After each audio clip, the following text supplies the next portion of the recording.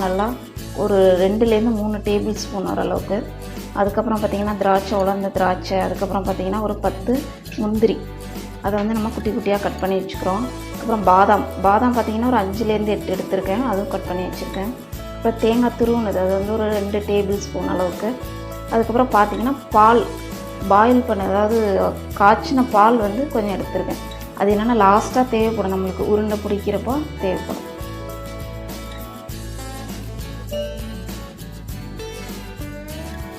இப்போ நம்ம கடாய் சூடு பண்ணிடுறோம்.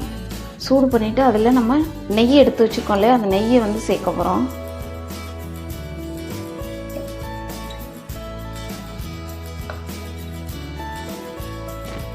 கடாய் சூடு பண்ணிவிட்டு அதில் பார்த்திங்கன்னா இந்த மாதிரி நெய் விட்டுறோம்.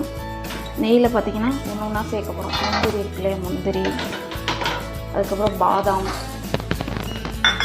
அதுக்கப்புறம் உலர்ந்த திராட்சை, இது எல்லாத்தையும் சேர்த்துறோம்.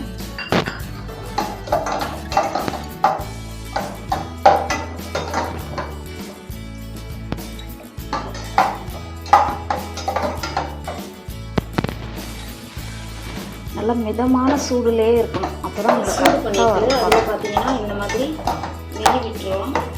நெய்யில் பார்த்திங்கன்னா ஒன்றா சேர்க்கணும். அதுக்கப்புறம் பாதாம், அதுக்கப்புறம் எல்லாத்தையும் சேர்த்துக்கிறோம். முந்திரியும் பாதாமும் நல்லா நெய்யில் வறுத்தாச்சு. திராட்சையும் பார்த்திங்கன்னா நல்லா குண்டு குண்டாக நல்லா வந்துடுச்சு. இந்த ஸ்டேஜில் தேங்காய் துருவி வச்சுருக்கோம்ல, அதையும் சேர்க்கணும். மிதமான சூடுலேயே இருக்கணும், அப்போ தான் அதை ஒரு கிளறிட்டு அதுக்கப்புறம் பார்த்திங்கன்னா ரவாவை அதில் சேர்த்துறோம். ரவா சேர்த்து அதுவும் மிதமான சூடுலேயே அப்படியே நம்ம கிளறி விட்டுக்கிட்டே இருக்கணும். பாதாமும் நல்லா நெய்யில் வறுத்தாச்சு. திராட்சையை பார்த்திங்கன்னா ஃப்ளேம் வந்து அதிகமாக வச்சோம் அப்படின்னா வந்து கருவிடும், ரவா கருவிடும். ஸோ அதை வந்து கொஞ்சம் கேர்ஃபுல்லாக பண்ணணும்.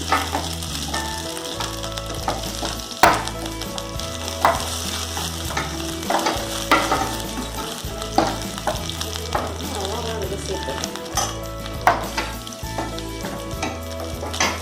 ரவா சேர்த்து அதையும் மிதமான சூடுலேயே அப்படியே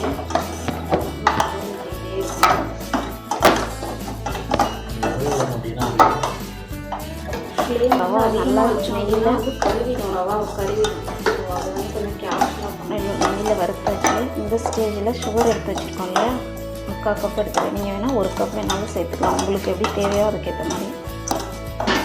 அதோடு சேர்த்து நல்லா கிளறணும். இந்த ரவா கரையிற வரைக்கும் மிதமான சூடுலேயே இருக்கணும், அப்போ தான் நம்மளுக்கு பதம் கரெக்டாக வரும்.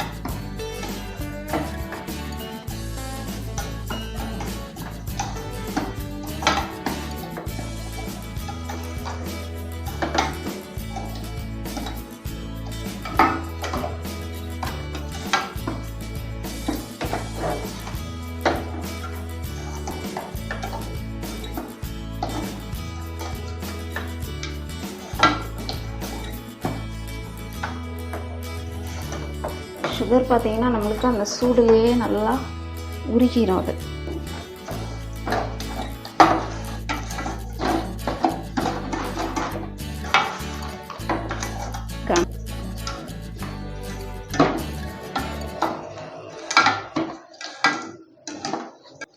ஓகே ஃப்ரெண்ட்ஸ், இப்போ பார்த்தீங்கன்னா சுகர் நல்லா உருகி வந்துடுச்சு. இந்த ஸ்டேஜில் வந்து ஸ்டவ் ஆஃப் பண்ணிடுறோம். ஆஃப் பண்ணிவிட்டு ஒரு 2 மினிட்ஸ் வந்து கொஞ்சம் ஆறட்டும், அப்போ தான் நம்மளுக்கு வந்து இந்த லட்டு பிடிக்கிறதுக்கு ஈஸியாக இருக்கும்.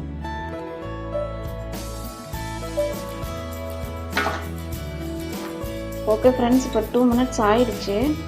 அந்த பாயில் பண்ண மில்க் இருக்குல்லையா, அதை சேர்த்துக்கிறோம். அதை வந்து கொஞ்சம் கொஞ்சமாக சேர்க்கணும், ஒரே இதாக சேர்த்துற வேண்டாம், அப்போ தான் நம்மளுக்கு பிடிக்கிறதுக்கு ஈஸியாக இருக்கும். இந்த மாதிரி ஒரு ஹாஃப் மட்டும் நல்லா கலந்து விட்டுருங்க. கலந்து விட்டுட்டு இப்போ நம்ம லட்டு பிடிக்க ஆரம்பிக்கலாம். கொஞ்சம் சூடாக இருக்கு, இன்னும் நல்லா இறுக்கி பிடிக்கணும், அப்போ தான் வந்து உடையாது லட்டு. இந்த மாதிரி குட்டி குட்டி லட்டாக பிடிச்ச வேண்டியதான்.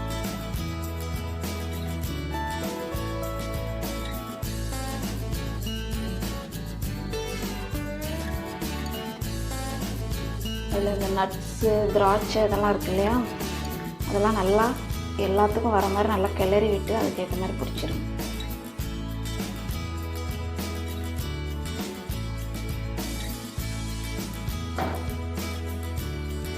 சில பேர் உதுருதுன்னு சொல்லுவாங்க. அது வந்து நம்ம பிடிக்கிறத பொறுத்து தான் இருக்குது. நல்லா இங்கே பாருங்கள், இந்த மாதிரி பிடிச்சி நல்லா உருட்டிகிட்டே இருந்தோம் அப்படின்னா அது வந்து உதிராது உங்களுக்கு. ஓகே ஃப்ரெண்ட்ஸ், சுவையான ரவா லட்டு ரெடி ஆகிடுச்சு. பாருங்கள், இது இப்போ உடையாது நம்மளுக்கு. நல்லா நம்ம வந்து கரெக்டான இதில் பதத்தில் இறுக்கி நல்லா பிடிச்சிட்டே இருந்தோம் அப்படின்னா வந்து அது வந்து சீக்கிரம் உடையாது. நல்லா டேஸ்டியாகவும் இருக்கும். இது வந்து ஒரு ஹெல்த்தியான ஸ்நாக்ஸ். குழந்தைங்களுக்கு பார்த்தோன்னா ஸ்வீட்ஸ்லேயே ரொம்ப ஹெல்த்தியானது அப்படின்னு பார்த்தோன்னா ரவா லட்டு தான். ஏன்னா நம்ம இதில் சேர்த்துருக்க இன்க்ரீடியன்ட்ஸ் எல்லாமே குழந்தைங்களுக்கு ரொம்ப நல்லது. முந்திரி, பாதாம், திராட்சை, அதுக்கப்புறம் தேங்காய் சேர்த்துருக்கோம், அதுக்கப்புறம் நெய் சேர்த்துருக்கோம். ஸோ இது எல்லாமே வந்து குழந்தைங்களுக்கு ரொம்ப நல்லது. சுகர் மட்டும் கொஞ்சம் கம்மியாக போடுங்க. இப்போ ரவா லட்டுவோடைய முறுக்கு இல்லை மிக்சர் அந்த மாதிரி சேர்த்து ஸ்நாக்ஸ் கொடுத்தோம் அப்படின்னா குழந்தைங்க வந்து ரொம்ப விரும்பி சாப்பிடுவாங்க. அவுட் சைடு ஸ்நாக்ஸ் எல்லாம் அவாய்ட் பண்ணுறதுக்கு இதெல்லாம் வந்து நம்மளுக்கு ஒரு நல்ல ஒரு டிப்ஸ். ஓகே ஃப்ரெண்ட்ஸ், இன்னொரு வீடியோவில் பார்ப்போம். வேறு ஏதாவது ரெசிபீஸ் வேணும்னாலும் எனக்கு கமெண்ட்ஸில் சொல்லுங்கள். நம்ம சேனல் சப்ஸ்கிரைப் பண்ணலன்னா சப்ஸ்கிரைப் பண்ணிவிடுங்க. வீடியோ லைக் பண்ணுங்கள், உங்கள் ஃப்ரெண்ட்ஸ்க்கும் ஷேர் பண்ணுங்கள். Okay friends, see you soon.